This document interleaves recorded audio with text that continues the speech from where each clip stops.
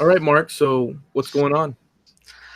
Very little. Very little. What's shaking with you? Actually, I'm busier than a set of jumper cables at a redneck picnic around here.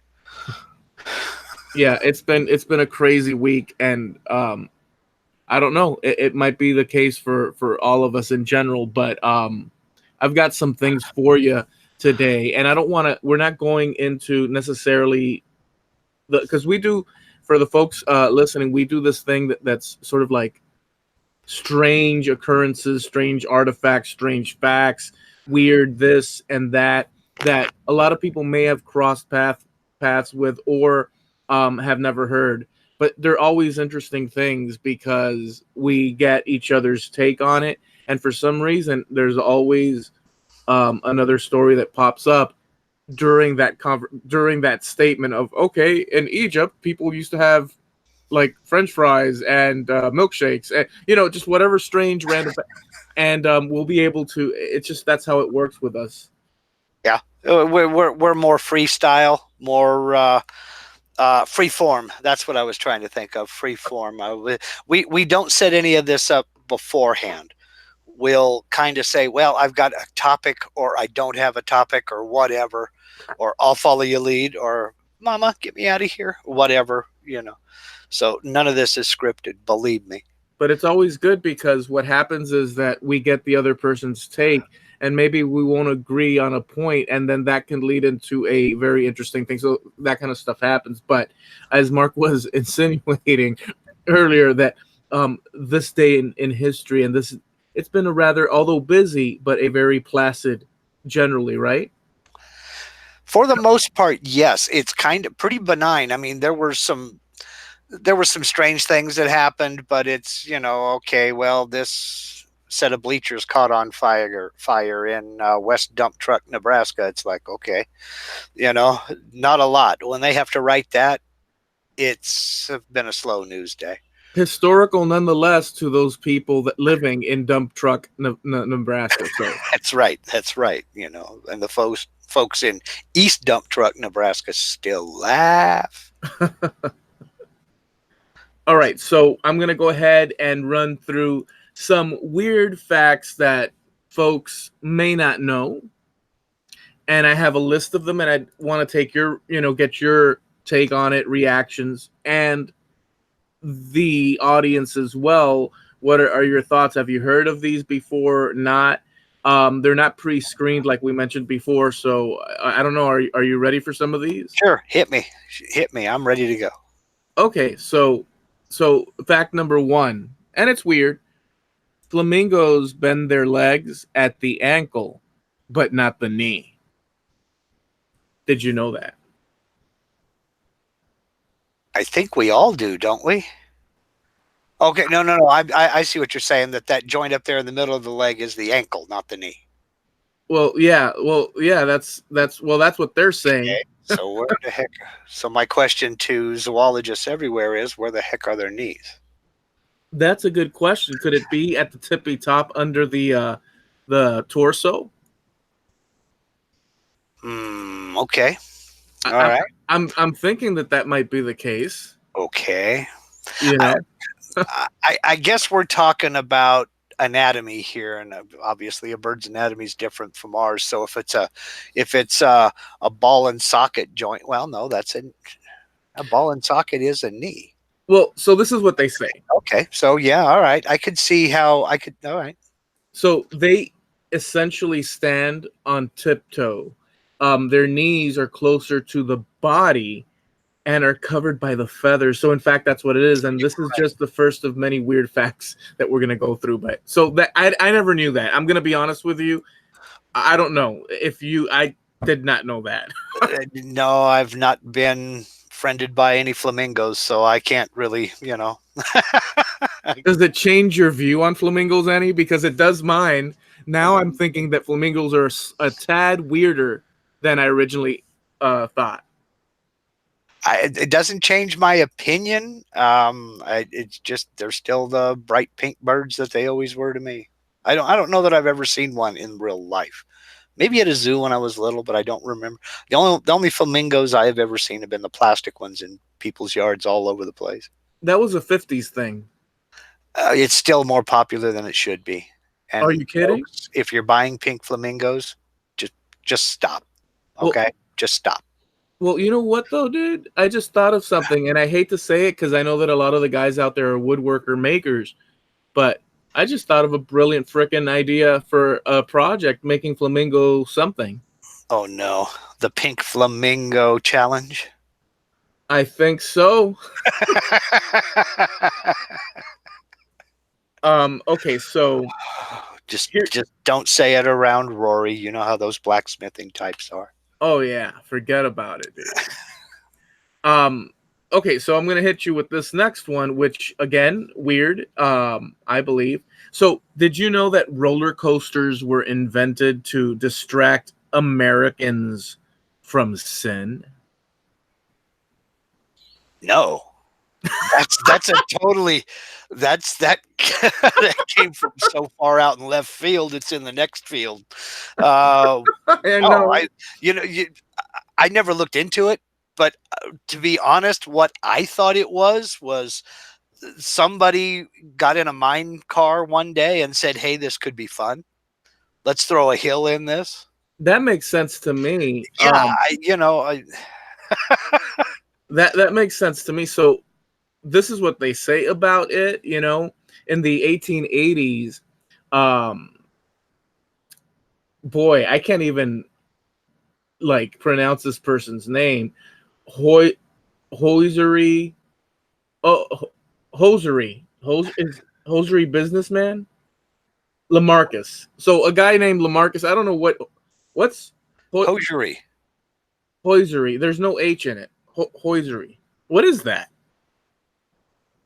This is gonna make Hosiery. Spell it. This makes for a compelling podcast. I'm telling you. Spell it. I'm telling you. Hosiery. Hosiery. Yes, that's the guys who make socks or sell socks. Okay, Or, nylons or stockings or whatever. well, this is going in a very weird. I mean, so the dude. So wait. Before we get on, okay, he went from socks to roller coasters. Well, it gets worse actually. So in the 1880s, this businessman Lamarcus Thompson hated that Americans were tempted by hedonistic places like saloons and brothels. So he just totally hated that. So he set out to straighten up one of the most immoral places he could think of, and that was Coney Island in New York. And he built America's first roller coaster to give New Yorkers some good, clean, entertainment and fun. That is a weird one. I'd say mission accomplished because you can't do a whole heck of a lot of drinking on a roller coaster. That's true. The folks behind you don't like it. What a weird. That was a weird one. Yeah, and talk about a career path change. I mean, that was chugging right along with the socks and wham. Okay. Yeah. So the dude he set about changing the face of but roller coasters and theme parks. Well, they're fun. What a great thing. I got nothing more to say about that.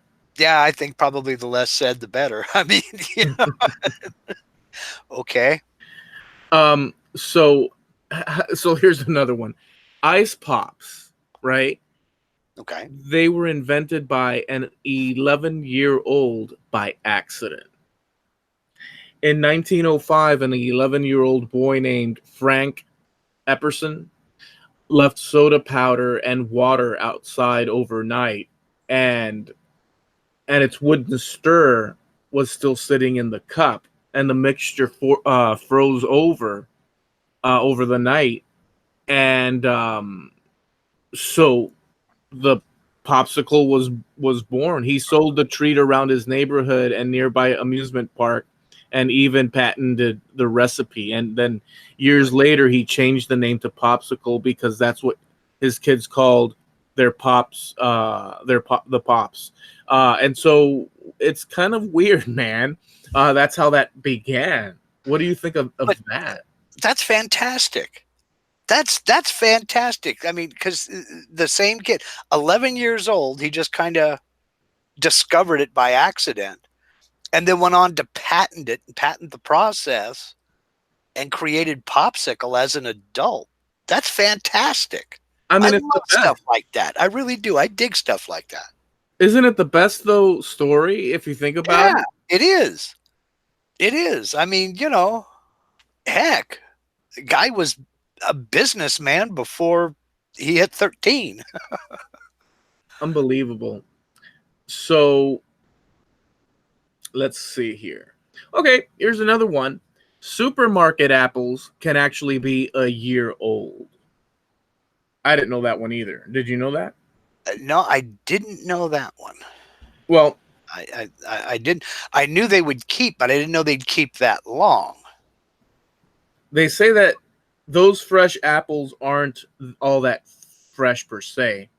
They're usually picked between August and November and then covered in wax, hot air dried, and sent to cold storage. And after 6 to 12 months, they finally land on the shelves in supermarkets. Hmm. So that's weird. See, I just figured they were coming up from the southern hemisphere, but then again, when you stop and think about it, you can get them in any season. Mm-hmm. So, I mean, I know the seasons are reversed between northern hemisphere and southern hemisphere, so I just figured they're coming up from South America in the winter time. But yeah, you can get them in spring and fall. Yeah, that's one fruit that we can get all the time, just about. Yeah, apples, oranges, bananas, you can get them all year round. Yeah. I never really put a whole heck of a lot of thought into apples, though. Huh. So they actually, well, we know they wax them. We know that. Yeah, I did know that. But I didn't know that they kept them in cold storage. No. They used to wax cucumbers too. Oh, really? Yeah, I don't know if they still do or not, but I know they used to. Oh yeah, they pull all kinds. My father was in the grocery business for 35 years, and they do all kinds of goofy things like that to get you to buy it. People like a nice, bright, shiny, clean looking produce. So if they can polish it, they do. So here's another one that's quite weird. People back in the day used to say prunes instead of cheese when having their pictures taken. Is that weird? Is that in America?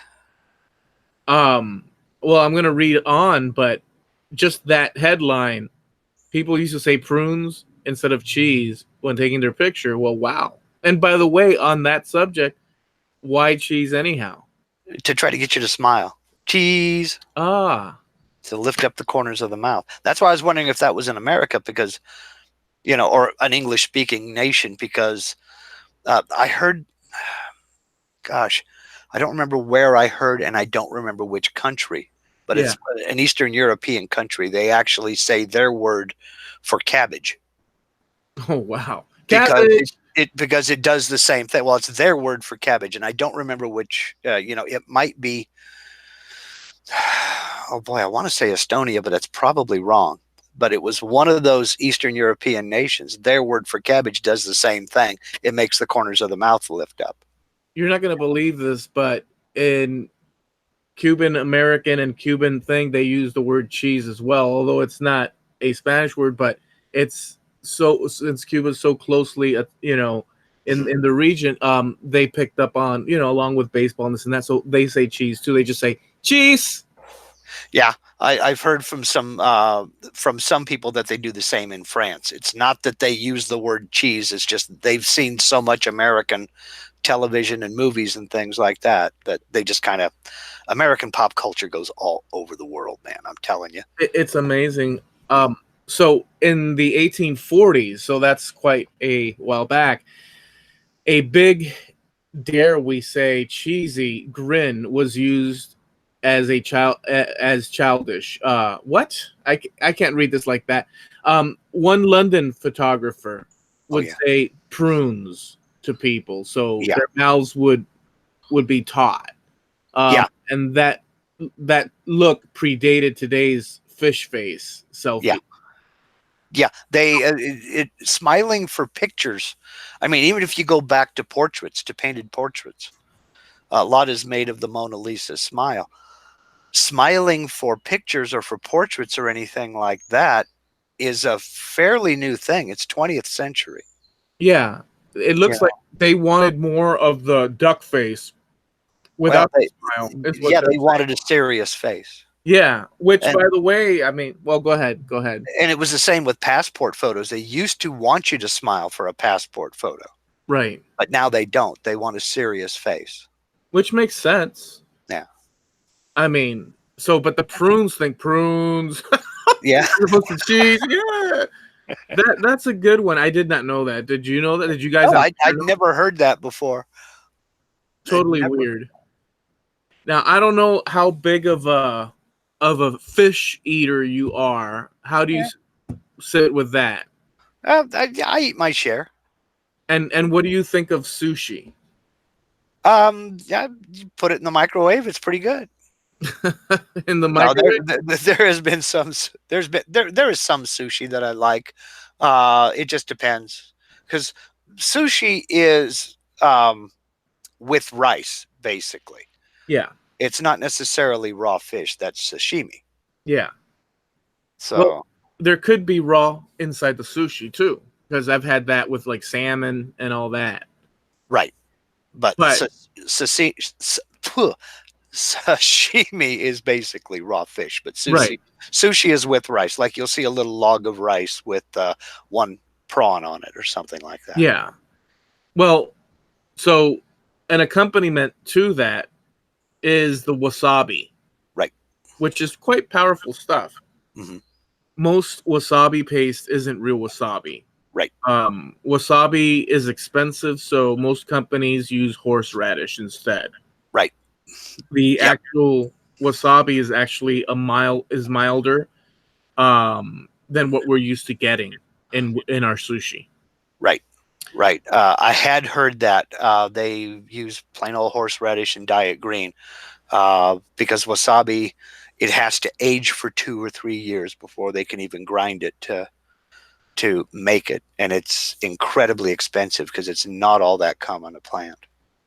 Yeah, so I didn't know that. Well, it's good to know that the original stuff isn't as, aggressive in its bite on the palate because boy, it is pretty harsh stuff. The horseradish. I like horseradish. I like a little bit of horseradish sauce with like brisket or prime rib or something like that. Oh, I Or do. I'll have it on roast beef sandwiches, what have you. But the wasabi is very concentrated. Yeah, I don't know. I've never had real wasabi. Everything I've ever had has tasted like green horseradish. Oh, okay. See, and I didn't know the difference up until now that it's been explained to us. Well, people hear that name, they think they're getting something exotic, and meanwhile, you can get it down at the local grocer for, $1.25 in a bottle. Yeah. So, I love sushi though. I really do. And I like some of it. I like some of it. I mean, people think I'm nuts because I actually like the pickled ginger, whether I'm having sushi or not.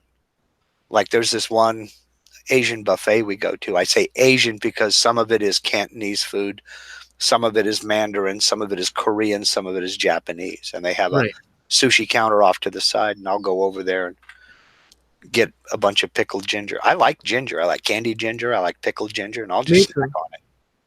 However, have you ever tried ginger soda or cola? Oh yeah. Pop? Oh yeah. Not so. Like, let me correct that. I tried it for the first time. The Jamaican cola, and so it's not like a ginger ale. Right. It's like on steroids with the ginger, and it will burn. Yeah. Yeah. Ginger's a little spicy. I don't know how they do it, dude, but it's good, but it's too much. Yeah. I like to snack on it. My wife gets candied ginger for certain recipes that she makes, and she knows to get a little bit of extra because I'll just sit there and I'll grab 2 or 3 pieces and chew on it. And if you ever get an upset stomach, kind of feeling a little bit queasy, it's good. Chew on a little piece of ginger. It's good stuff. It is very good for upset stomach. It really, really is. Yep. All right, here's another one. Michelangelo You know, the dude that painted the Sistine Chapel. Michelangelo Barotti, yes. Well, he wrote a poem about how much he hated painting the Sistine Chapel. he Somehow that does not surprise me. he sent the poem to his friends. I've already grown a goatee from this torture. Hundreds I'm sorry, from this torture, hunched up here like a cat in Lombardy. I don't even know what that means. That must be some ancient Party. Lombardy. Yeah. They wrote a movie, made a movie about it. It's called The Agony and the Ecstasy. And Charlton Heston played Michelangelo, but they had him laying on his back on this scaffolding, and that's not how he painted it. He was up on ladders and on stands, reaching up over his head and painting the ceiling, looking up. He wasn't laying on his back. That had to be a pain in the butt, dude. Or the neck or the spine, or that's why they called it the agony. I mean, it was painful. Wouldn't it have been better to like have panels curved, like concaved, conical, or whatever panels painted on the frickin' ground, and then just use some type bond to attach them to the. Well, they were. It's actually was supposed to have been a fresco, but that's something that's kind of odd and that a lot of people don't know. He messed it up. Oh, he wouldn't listen, because what they do when they paint a fresco, and that's the difference between a fresco and a painting. A fresco, when they apply the plaster, they come along and they paint it while it's wet, so the paint is mixed in with the plaster and it stays there. Right. He let the plaster dry. He wouldn't listen. So there were several pieces of it that have fallen off that were repainted later on. And we're talking about in his lifetime. There were several pieces that just kind of peeled off and were repainted by other people. Oh, wow. So not all of it is his original work. It's small parts, but one of the most important parts, God's finger reaching down to touch Adam. God's finger was not painted by Michelangelo. That was one of the parts that came off and was redone by another artist. Oh, wow. During his lifetime. During his lifetime. And for over the centuries since. Well, I'm sure that they copied roughly, I mean, the overarching, so they're preserving the thing, you know. Sure. Wow, I didn't know that. You know, also, have you seen, I hate to go into a different thing, but because I've got a few more, but have you seen those pages on the internet where they show painting restorations? I've seen them pop up in my suggestions, and in fact, there was one just earlier today that I almost clicked on, but it was like 45 minutes before we started this podcast, and I thought, no, this is no time to be getting caught down a rabbit hole. So I didn't do it. You know, I resisted the urge, but I've seen them come up. I just hadn't watched them yet. So what I'm gonna do is I'm gonna find some of those before and after of, because they'll take something like a religious picture, and the people that restore it, like it's a classic, and it looks like a comic book or some sort of like Sunday comic. There is a hugely famous one, and I cannot remember the title of that painting, but the artist who was supposed to have restored it just absolutely destroyed it. Yeah. And it made the rounds. It was part of memes. This was about 4 or 5 years ago, 3-4 years ago. Yeah. Maybe. Oh man, she just absolutely destroyed it. So what I'll do is later on, or during the, when time allows, but definitely tonight we'll throw a couple on our Trampled Underfoot podcast on Facebook. Okay. And I'll put some posts so that folks can go and check it out. So if you should go check it out to see what I'm talking about. Just hilarious. Like they have this like Ming Dynasty like fresco type thing, and it's just like very faded. And they have the before picture, and then the people that took over the job to clean it up, it looks like a comic book, like really fake, like really modern and yet cheesy. And what a way to ruin paintings. Yeah, you're talking about something that was made hundreds of years ago, and you are the artist that they chose out of hundreds of others. And you did that? Can you say career change? You know, maybe that's it with the guy with the socks. Maybe he screwed up socks so bad that they said, you know what? Why don't you go play on a roller coaster or something? Hey.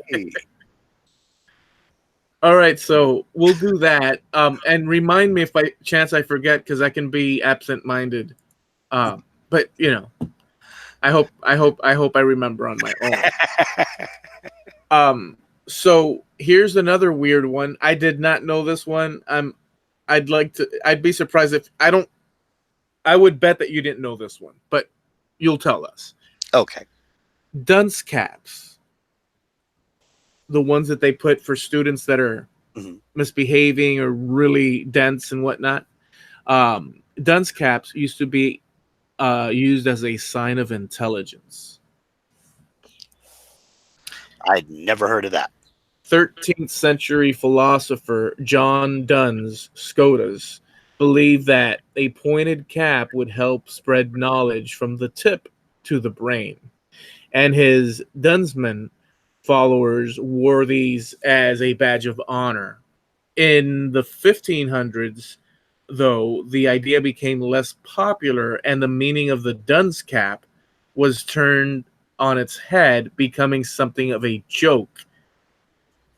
So that's something I did not know. No, I didn't know. You know, I'm going to be honest with you. I didn't know it was a real thing. I thought it was something from the comics or from cartoons. Oh, really? I thought it was some archaic reference from, like, you know, the 1800s or early 1900s. I mean, a joke that they got that we don't, that didn't travel well, you know? Because you see that really in the cartoons. About it. Yeah, see it in old comics and old cartoons and things like that. So that's a real thing. Very weird. Yeah. So here's a weird one. Hitler was nominated for a Nobel Peace Prize. By who? The Klan? Did you? By the people wearing the dunce hats. Yeah, I was getting ready to say, speaking of dunce caps, call back. So it says here, so don't worry, the Swedish politician who sent the letter of nomination in 1939 meant it ironically and withdrew his nomination. In an even more ironic twist, Hitler had banned Germans from accepting the awards 4 years before his own name was thrown in the ring. So that was a little uppercut from left field. You know, the more I hear about this guy, the less I like him. Yeah.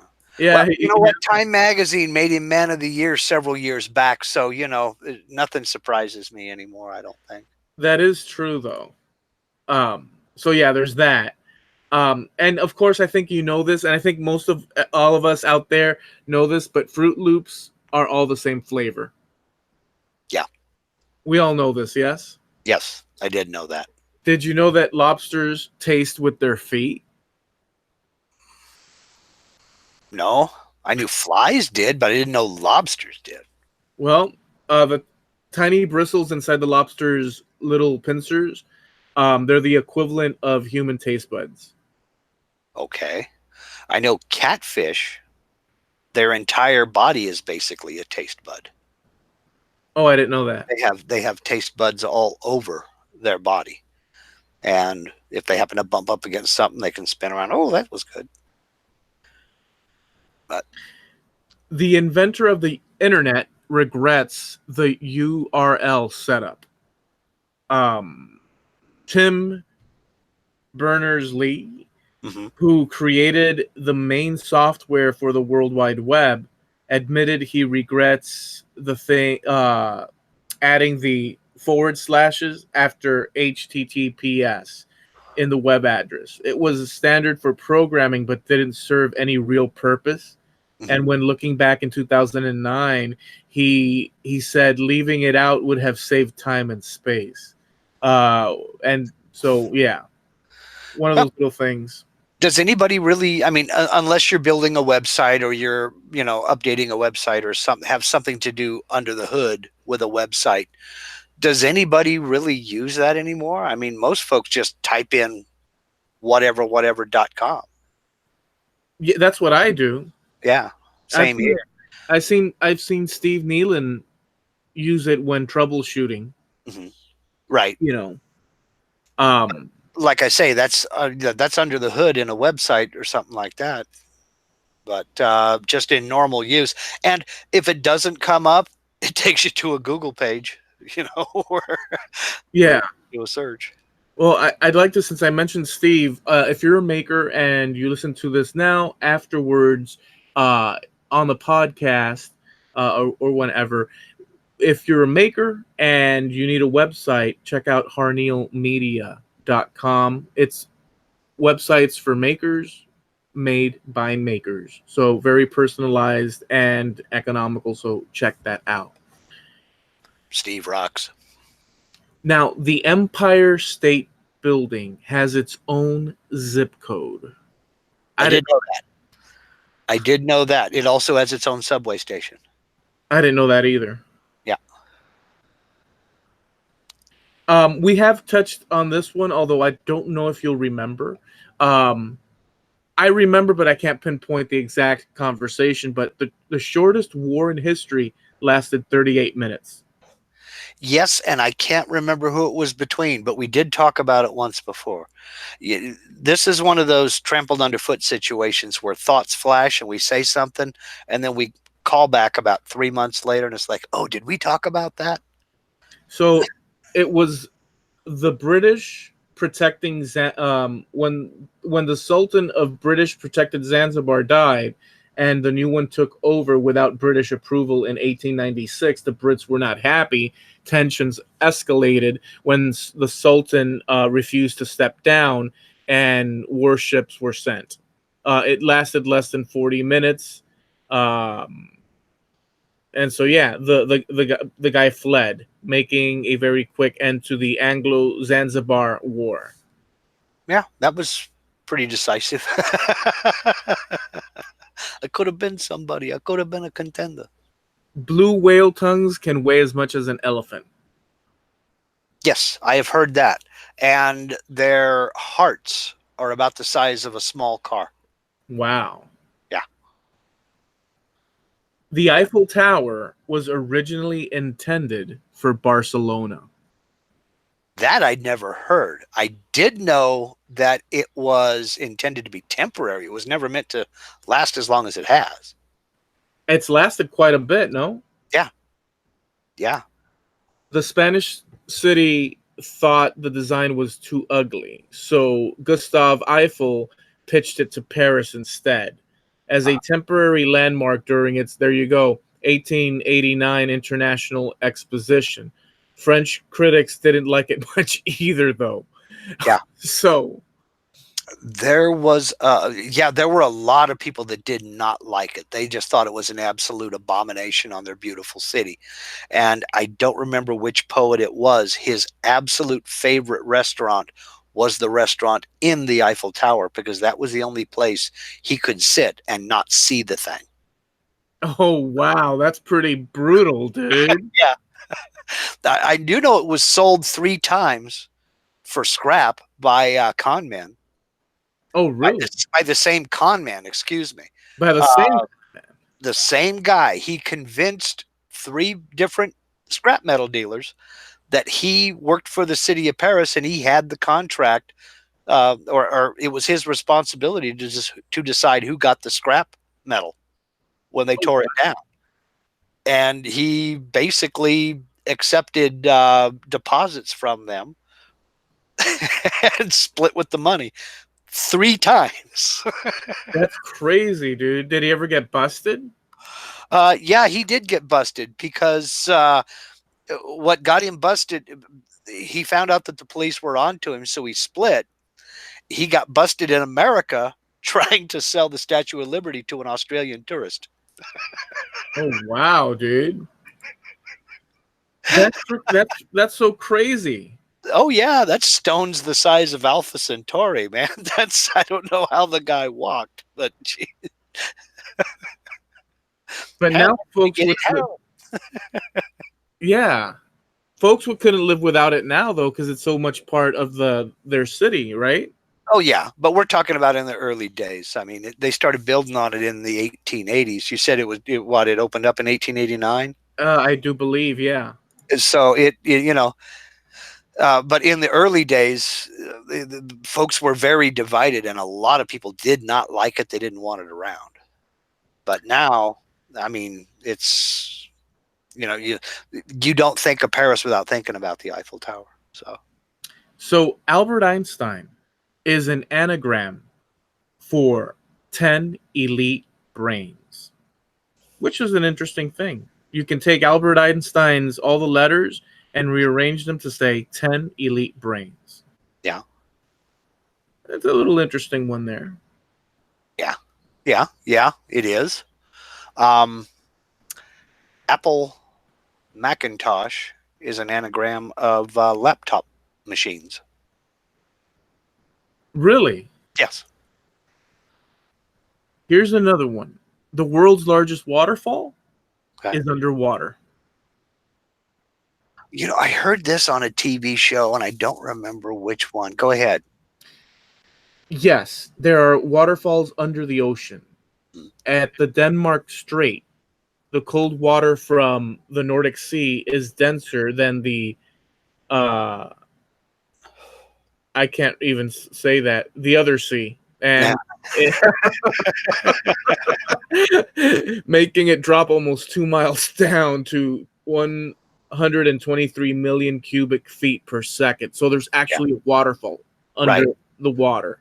Yeah, that's how it was explained on that TV show, and I really don't remember which one it was, but they said the colder water, hugs the bottom, and then all of a sudden there's this huge trench that it just kind of plunges down. That's trippy. So if you were to be swimming in the area that's not denser and touch the denser, you'd be pushed down. Yeah. Like an actual waterfall. Yeah. That's pretty crazy stuff, man. Of course, it's so deep that I don't think there's any chance of that ever happening. Right. Nobody's gonna, yeah. So here's a weird one. Queen Elizabeth II has a stand-in to make sure the sun won't get in her eyes. Which I don't know if I believe that. This is what they say. Yeah. Ella, okay, but well, this is what they say. Ella Slack has a similar height and structure to the Queen. So before big events, she'll do a rehearsal to avoid any royal pains, like the sun getting in Her Majesty's eyes. Slack has been doing it for 3 decades, but isn't allowed to sit in the throne, so she has to squat above it. Okay, so we're talking about for rehearsals and such, and not they don't appear together in public or anything like that. Okay, that I can buy. That makes sense because you got to rehearse. It's still, I mean, think about it. The royal stand-in, Yeah. Hey, good gig if you can get it. I mean, what the heck? Oh, it's a good gig. If you think about it, it's like a great gig, dude. Yeah. Well, I don't know. You don't know the intricacies of that one, but so shadows are darker on the moon. On Earth, the atmosphere scatters more sunlight, so our shadows aren't too dark. But on the moon, shadows are so dark that Neil Armstrong said that he had trouble seeing where he was going. So that's an interesting thing. So our shadows are dark, but not as dark as on the moon, where it's probably pitch black. And I guess if you think about it, you can still see through the shadows slightly because there's light all around it and stuff. It's just a weird fact. Yeah. Well, actually, it does make sense because there's nothing there. I mean, even in daylight on the moon, it's there is no atmosphere for light to reflect off of, so there's no blue. It's just black outside of the sunlight. Then you're there. Yeah, it makes sense. So a flock of ravens is called an unkindness. How about that? I know a flock of crows is called a murder. Oh, really? Yes, a murder of crows, and it's actually apt. A congress of baboons. That's actually perfect, if I do say so myself. Oh yeah. It's also so another thing. The flock of ravens, which is called an unkindness, can also be called a conspiracy. Conspiracy. Yeah. So a flock of crows, you can say there's a conspiracy of crows, or That's just an, what they want you to think. yeah. Let's see. Well, this is weird, man. I can't. I don't know what to tell you, but so it says NASA uses countdowns because of a sci-fi film. Yes, Did you know yep, that? I did know that. I Okay. did know that. Tell us. In fact, it was. Oh, I'm going to probably get this wrong. I want to say it was From the Earth to the Moon by Jules Verne. Oh wow. And when they made a silent movie of it, I mean, back in the early days, and they did a countdown, with the dialogue cards that flashed up on the screen. Yeah. And evidently NASA, they just decided they would go ahead and use it because it was embedded in everybody's consciousness. It is a very foundational thing if you think about it. We all wait for that one liftoff. Yeah. But so they don't really need that. They could press the button whenever the hell they want. Well, to be honest with you, I heard this on a broadcast, one of the shuttle launches. The button is actually pushed several days prior to launch, and it's all run by computer. Oh, really? Now they can override it, and they do constantly. But that's why it's such a big deal when they scrub a mission, is because they do have to get in and override it. But the button is actually pushed, the quote unquote button. I don't know if that there is one single command that is given, but it's all done by computer. But from there's gotta be from a certain amount of time out. there's gotta be a guy there's gotta be a guy that says, okay, boom. I'm sure there's all these systems and people are okay, boom, that's a go, like it gets, but I'm sure that there's one button that's while everything, and then just say plunk. You Yeah, don't think so? it's probably the enter key on a keyboard. I don't know, but from what I gather, once all of the systems are in place and all the boxes are checked, it's more or less automatic. I'm sure there is somebody who has the final say that yes, we're go for the mission, unless something happens, weather or something like that. And I wonder, can the astronauts override that and say, no, screw this, too risky, click clunk, and notice I'm doing that with a big hand. Yeah. The button's about that big. I think I got a big easy button up on the dash in front of them or something. Yeah. Yeah, I don't know. I don't know. I would assume so, but you know what they say about assumptions. Yeah. I don't know. I really don't know if an astronaut can scrub the mission from within the capsule. I mean, what do you do if you're like, it's about to go and you get like a massive, I have to go to the bathroom stomach ache moment? What do you do? That was actually handled. That actually did happen, but not. I want to say I'm not going to name the astronaut's name because I'll probably get the wrong one, and I'm not out to tarnish any reputations. Right. But one of them, right at the point of takeoff, when it was too late, they really couldn't abort it. Yeah. He had to go to the back. He had to pee. And he just flat out said it over the intercom, and they said, well, go ahead. And all the instruments went crazy because he did. And so he went into space with wet pants. That has to suck. Went into space and came back. But I don't remember which one it was. That has to suck, man. Yeah. Right? Like, that's the ultimate. Like, that's not driving through, America and, I can't find a pit stop, so I have to stop at the side of the road. Yeah, that's not getting stuck on a bridge in traffic. You kind of knew something important was coming. You didn't go before you got up here, It was one of the early flights because it wasn't. I don't remember if the astronaut even orbited the Earth. It might have been just one of the first flights up into space and then back down. But Wow. 'cause they were still studying it, but it was not one of the moon missions. It was way earlier than one of the moon missions. So let me see here. But yeah, that did happen. All right, we're gonna go into a very. This is a weird one, man, and I'm gonna have to do it because it's right up. No pun intended, right up somebody's alley. But here we go. Mark, before toilet paper was invented, Americans used to use corn cobs. I have heard that, but I don't believe it. Okay. I just don't believe it. Okay. Let's see if this is. Well, I mean, Stranger Things.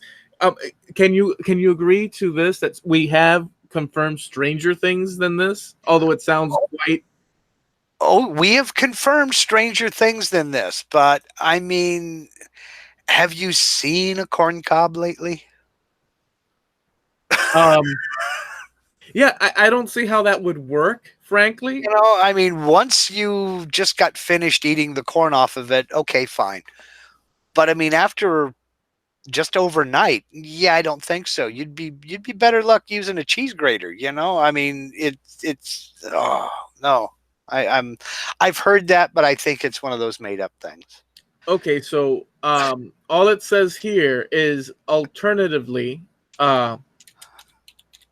they used periodicals like Farmer's Almanacs, which was designed with a hole so it could hang in the outhouse. Necessity is the mother of invention, after all.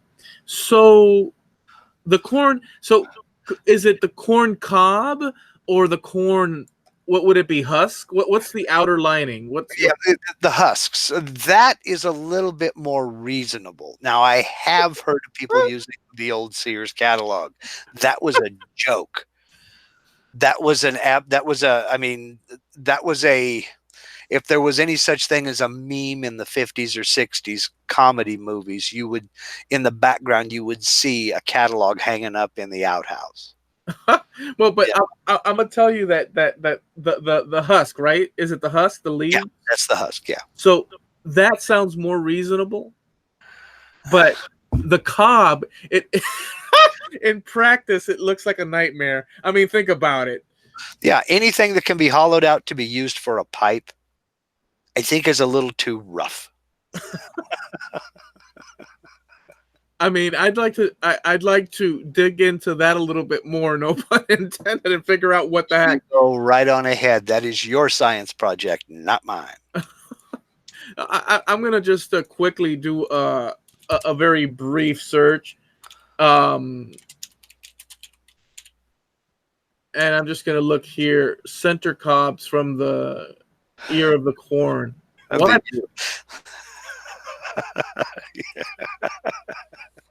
Well, you started it in the chat room, I'll tell you what. Oh, did I? What happened? Oh, you'll have to go back and read it. It says here that for a time corn cobs were used, man. I'm just gonna put that out there in other areas. Let's see what. Let me see. Take the kernels off first. Yeah. Not a bad idea. Oh, that was Linda. Yeah. Well, welcome to the edited portion of our show. William. Well, for you guys, you can come to our YouTube channel and look at the hilarious comments here live. Oh boy. Well, look, we're not writing well, we are writing history now, but we can't replace the past is the past. Corn on the cobs, we're part of the history. I mean, we just gotta take it, as with a grain of, well, we gotta take it as part of the history. So that's that. Can we skip the corn on the cob travesty? I've done skipped it 2 minutes ago. I was letting you dig your way out of the hole, so to speak. So, Some single-celled organisms are bigger than a wasp. I did not know that. I'm going to get to, I think it's called a planaria. I think it's a planaria is a single-celled animal. The Calepra alga. Okay, then I was wrong. Is made of just one cell but can grow up to 12 inches. That's kind of insane. Yeah. No, it's not a planaria. It's one of those little worms. I can't think. It's anyway. Amoeba. That's the one I'm trying to think of. Oh, amoeba. Amoeba is a single-celled creature. There's no more information than this about this next one, but I'm just going to throw it out there because we've gone into weird areas. Queen Elizabeth, this is here comes the queen again. Queen Elizabeth II's cow sleeps on waterbeds. Sorry, I don't know. There's no other information. You can take it or leave it. They apparently help ease the cattle's pressure points. I don't know if that's true. It's good to be the queen. I don't know. It's good to be the queen's cow too, evidently. I mean, what do you say to that? I'm not going to dispute it. I mean, how the heck would I know? Here's a good one for the military, and I would hope that there's an equivalent for America.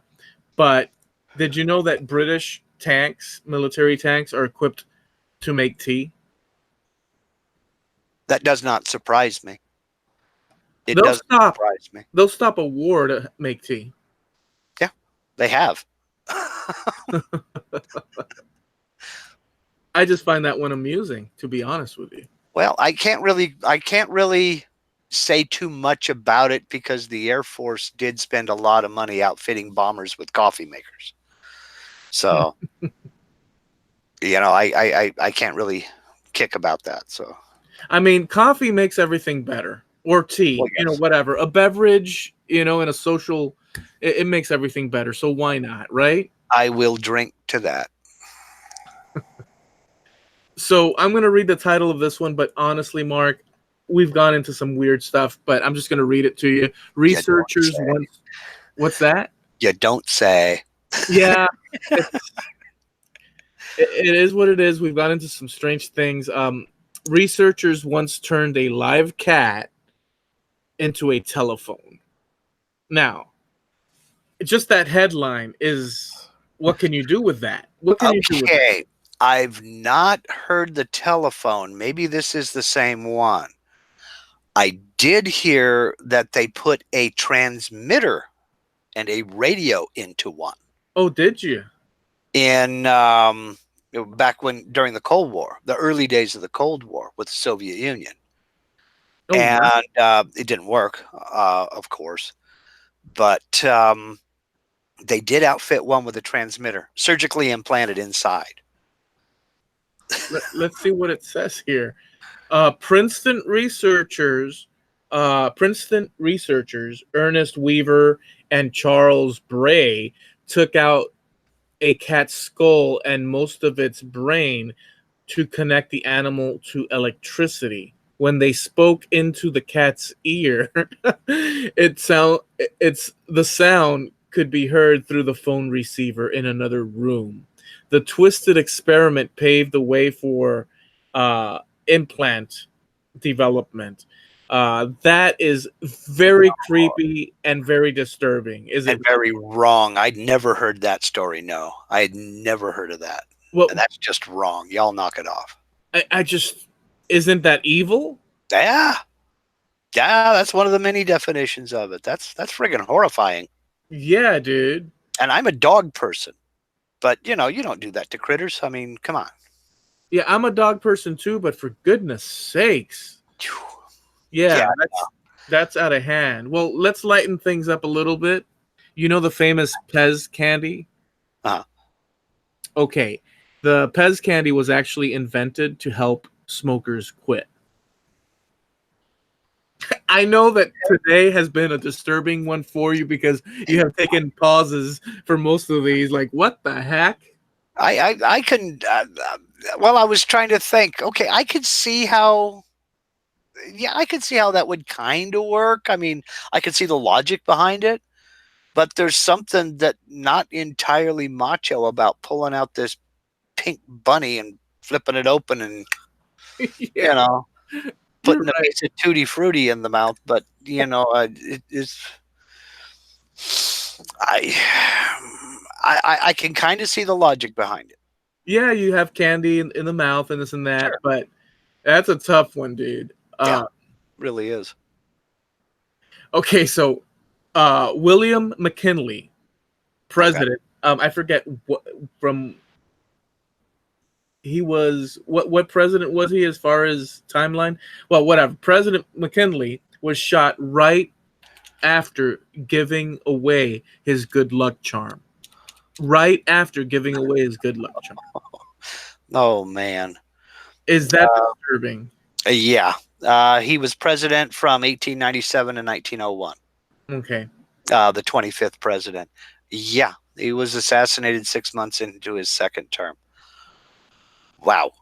Yeah, that was not a good not a good time to give away a good luck charm. So he always wore a red carnation for good luck, but sometimes gave it out as a memento. When greeting the crowd in 1901, he handed a 12-year-old girl, Myrtle, his bloom from his lapel and saying, "I must give this flower to another little flower." Minutes later, he was finally shot by, or fatally shot by a man in the crowd. That is messed up. Yeah. Yeah. Wow. Wow. Yep. So that kind of covers um, the weird things that we think, well, these facts can't be true. And of course, we have some doubt on a couple of them, and we'd like to know what you think. So when you get a chance after listening to this podcast, you could leave us a comment, and let us know what your thoughts are, as well as checking out. We have a website, right? We have a website, trampledunderfootpodcast.com. You can go over there and check it out. Check the current episode is on the front page. And then you click that little link right up in the center of the top of the page that says Wayback Machine. That'll take you to all of our past episodes, all the way back to number 1. Yeah, and now we're going to go into this day in history, but I also like to mention that we will leave because we also have Trampled Underfoot podcast on Facebook, and we're going to leave some pictures there of what we talked about as far as the funny before and after restorations of famous paintings. So keep in mind we have the website, trampledunderfootpodcast.com, and we have our podcast on Spreaker, as well as our YouTube channel, and you could visit us over on Facebook, which will leave some cool photos there so you could have a laugh. So now you just finished a little bit of weird news, weird things in this day in history. The first one I came across will dovetail right in because it's kind of weird as well. all right. Now, we like to think of ourselves as being modern, okay? But in 1923, now this goes out live on May 28th.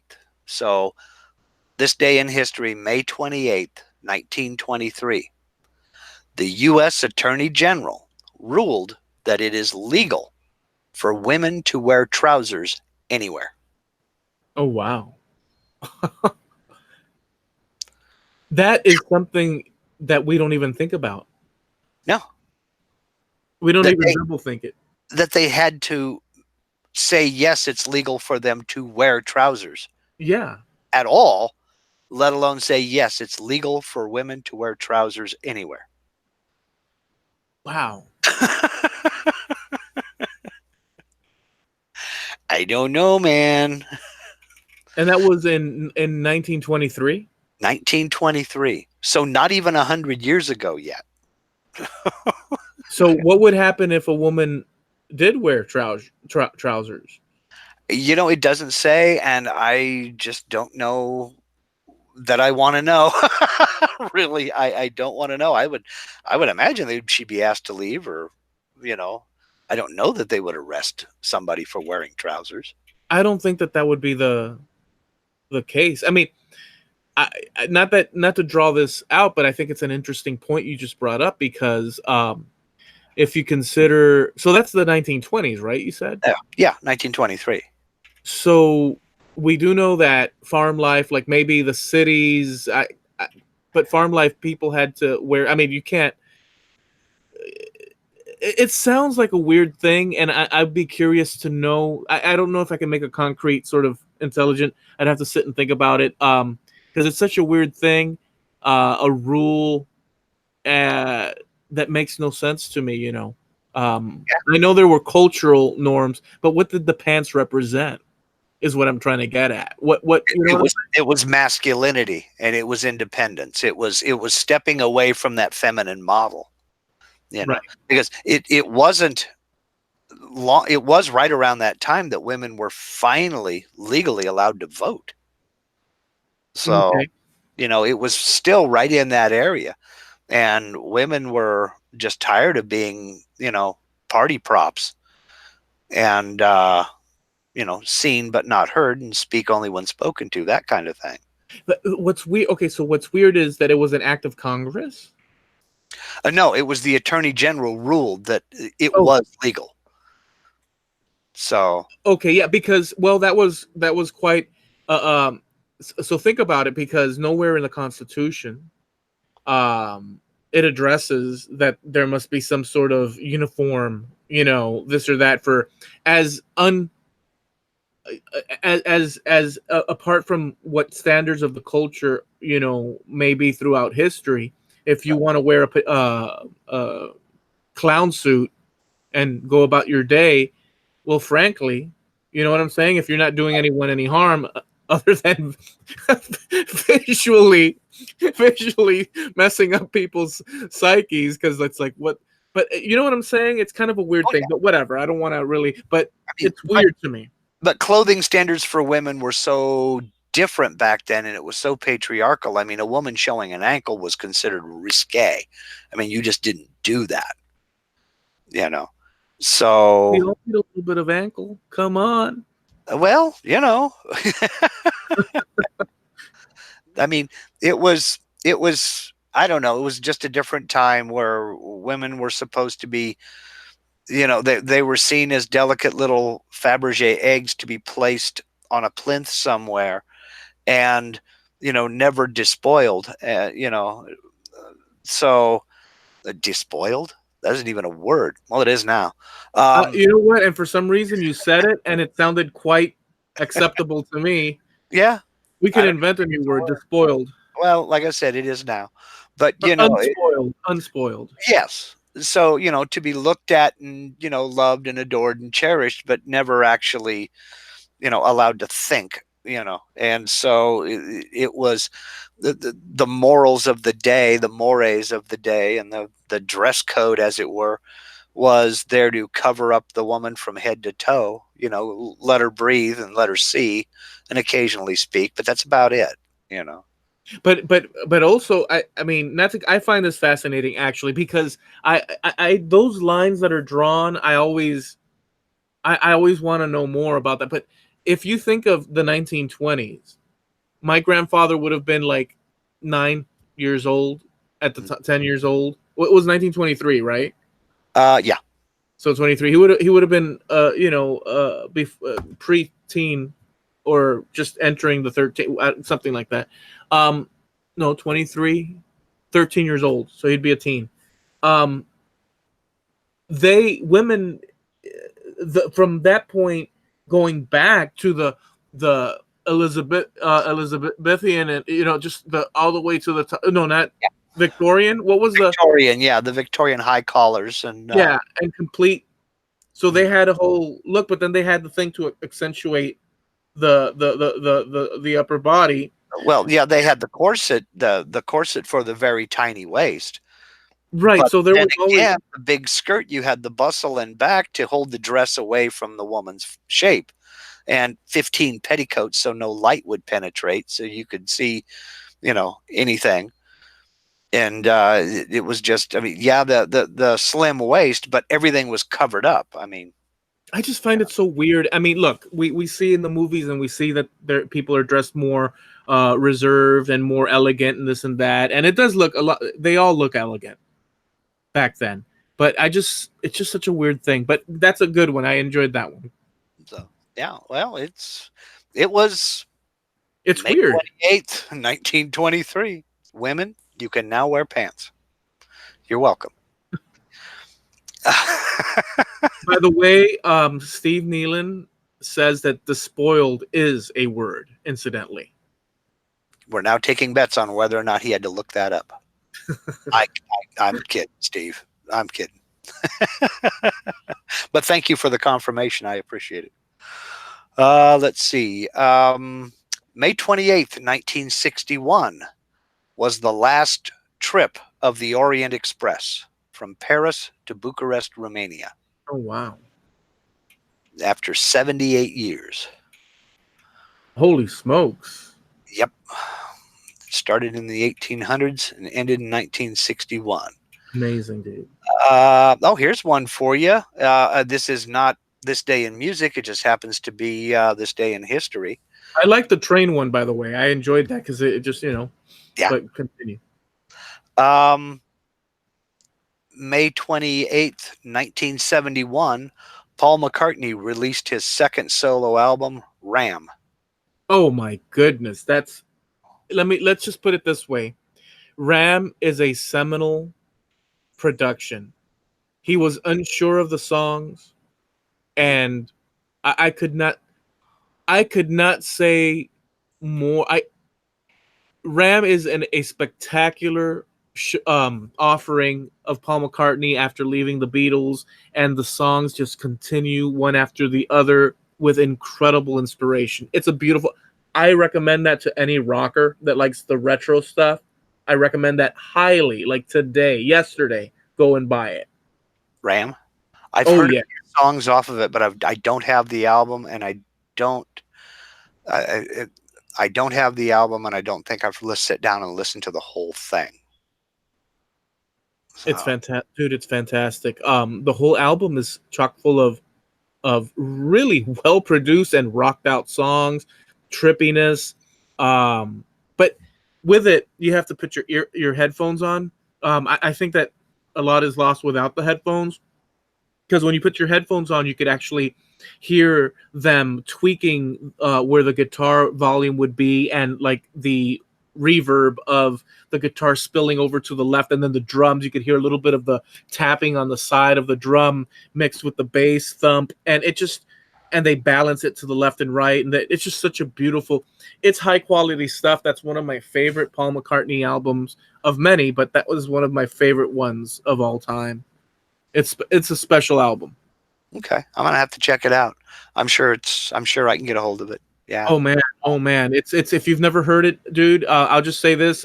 See, now I'm going into some like fanboy stuff. But if you've never heard it, if you do acquire it, I strongly suggest, in a peaceful, just out of the way environment, you put on your headphones and kick back and just allow it to happen and listen to it. It's just such a great experience to hear it for the first time. Yeah, I'll stop there. Oh, okay. That's cool. Wow. Okay, this one is kind of call back to a previous discussion earlier this evening. May 28th, 1999, in Milan, Italy, after 22 years of restoration work, Leonardo da Vinci's masterpiece, The Last Supper, went back on display. Oh, after how many years? After 22 years of restoration work. Holy smokes. How bad off was it? It was pretty bad off. Really? Yeah. When it was painted, it was painted as part of a wall. It's a mural. It is a fresco. It's a mural painted on the upper portion of a wall. And that building that it's in had been used for several things. At one time, it was used as a stable. Cavalry horses were stabled in there. Holy smokes, man. And they actually knocked through and put a door. They put a door right in the center of that wall, and it actually took Jesus's feet off. Oh my goodness. So the doorway goes right up there, up into the Painting. right up into the painting, up underneath the tablecloth, as it were, and you can no longer see Jesus's feet. And that was done. Oh gosh, centuries ago. So wait, what what year was that painting done? And I didn't know, number one, I never knew it was a mural. I always thought it was an actual painting. So you just blown my mind. But Oh, when really? was that done? Let That's me look it up. yeah, because that's my first curiosity.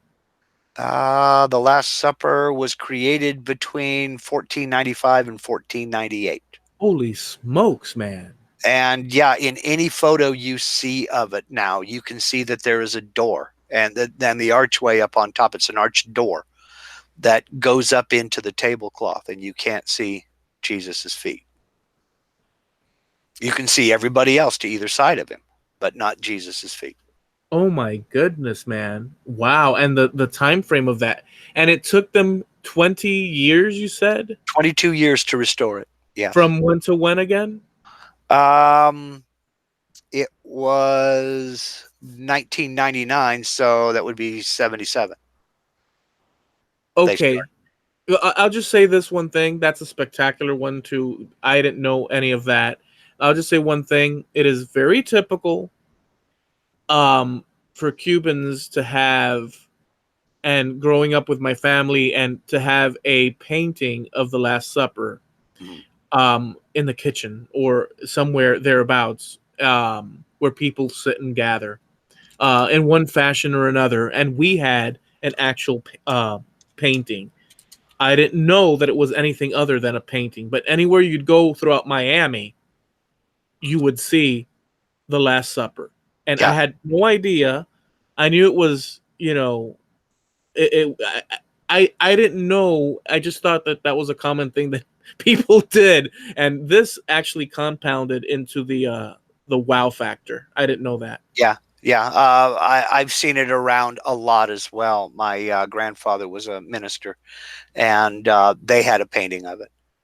And it was it was a painting of the Last Supper. It was, well, I'll take that back. It was a print of a painting, but I don't know who the artist was. I don't think it was Da Vinci's Last Supper, but Okay.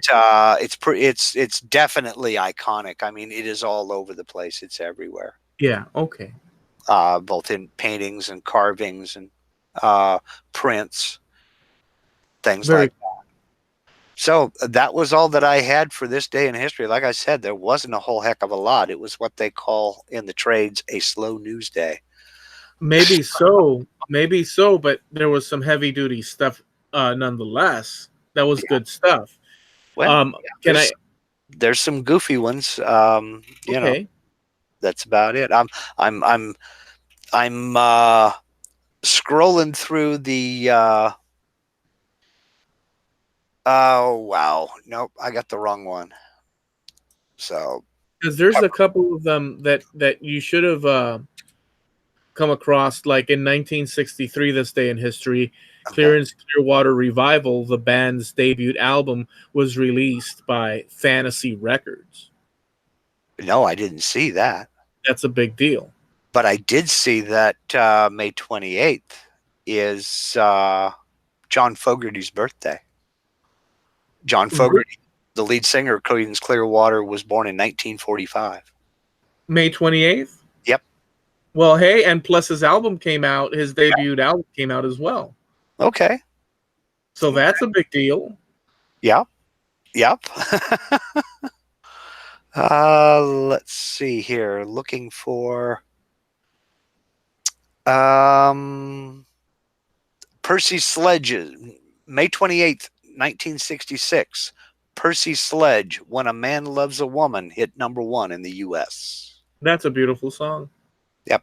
Any way you cut it, you know? I like me some old Motown, man. I Oh, like yeah. old Motown.